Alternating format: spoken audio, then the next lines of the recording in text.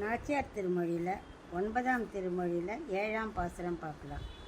இன்று வந்து இத்தனையும் அமுது செய்திடப் பெறில் நான் ஒன்று 100,000 கொடுத்து பின்னும் ஆளும் செய்வன் தென்றல் மனம் கமழும் திருமாலிரும் சோலை தன்னுள் நின்ற பிரான் அடியேன் மனத்தே வந்து நேர்படிலே.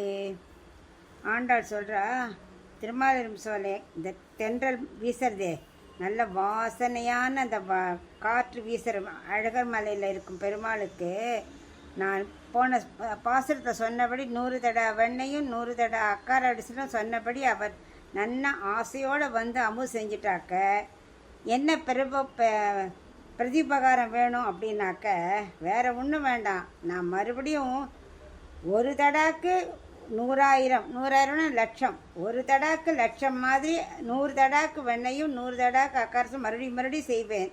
அதை பகவான் அப்படியே மனசார ஏற்றுக்கணும். அதுதான் என்னோட பிரார்த்தனை, வேறு எதுவும் எனக்கு வேண்டாம் அப்படின்னு ஆண்டாள் பிரார்த்திக்கிறார்.